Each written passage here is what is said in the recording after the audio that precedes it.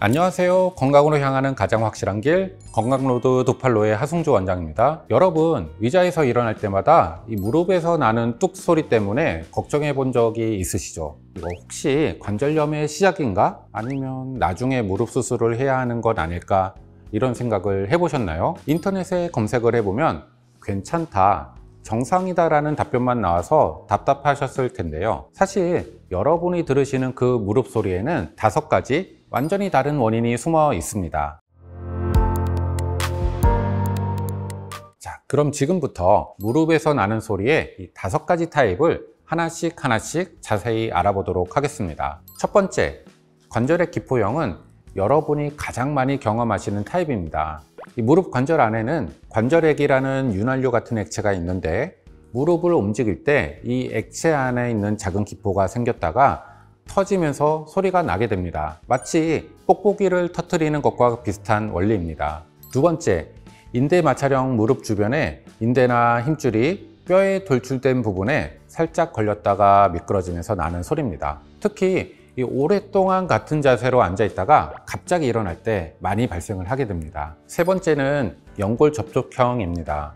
이건 조금 주의 깊게 보셔야 하는데요. 무릎 연골이 조금씩 닳기 시작하면서 연골끼리 또는 연골과 뼈가 직접 맞닿아서 생기는 소리거든요. 아직은 심각한 단계는 아니지만 관리가 필요한 상태입니다. 네 번째는 추벽증후군형입니다. 이건 많은 분들이 모르시는 원인인데요. 우리가 태아일 때 이 무릎 관절 안에 있던 얇은 막이 성인이 되어서도 남아있는 경우가 있어요.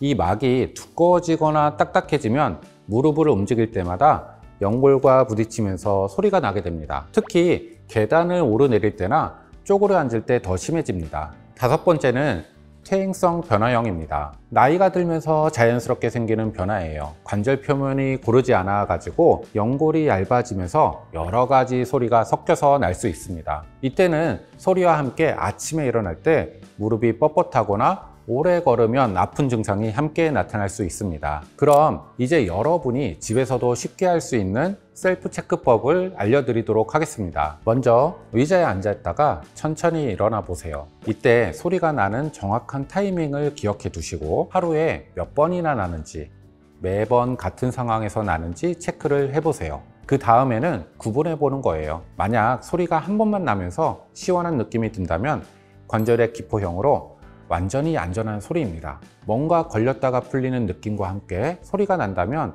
인대 마찰형으로 역시 안전해요.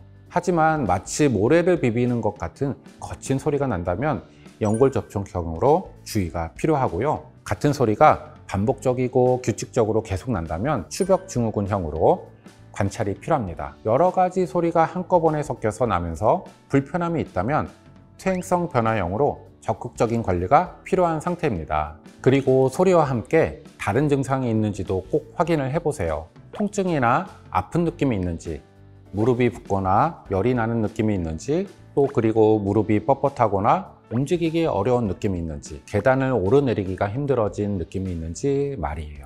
여기서 정말 중요한 위험 신호를 말씀드릴게요. 이 소리와 함께 통증이 점점 심해지거나 무릎이 붓거나 만져봤을 때 뜨거운 느낌이 나거나 평소보다 걷기가 힘들어지거나 절뚝거리게 되거나 거친 소리가 나면서 무릎이 뻣뻣할 때입니다.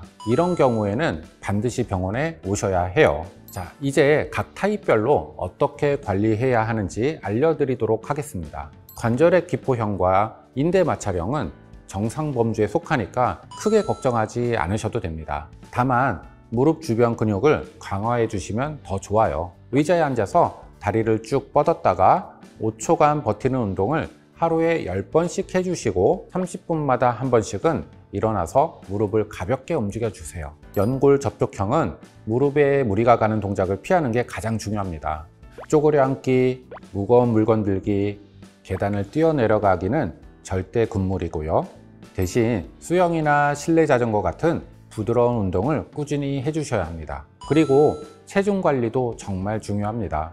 추벽증후군형은 무릎을 과도하게 굽히는 동작을 피하시는 게 가장 중요해요. 양반다리나 쪼그려 앉기는 되도록 하지 마시고 무릎 주변을 따뜻하게 해주면서 가벼운 스트레칭을 하시는 게 중요합니다. 퇴행성 변화형은 허벅지 근력 운동이 가장 중요해요. 벽에 등을 대고 서서 무릎을 살짝 굽힌 자세로 30초씩 버티는 운동을 꾸준히 하시고, 통증이 있을 때는 얼음찜질을 해주시고 평상시에는 따뜻하게 해주세요.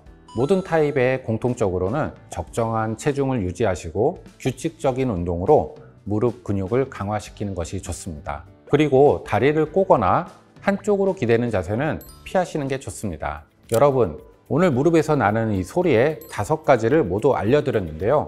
어떠셨을까요? 이 무릎에서 나는 소리 가볍게 여기지 말고 10년, 20년 후에도 건강한 무릎으로 활기찬 생활을 위해서 관심을 가져주시기 바랍니다. 건강한 두 팔과 두 발을 되찾는 그날까지 건강로드 두 팔로가 건강의 이정표가 되어드리도록 하겠습니다.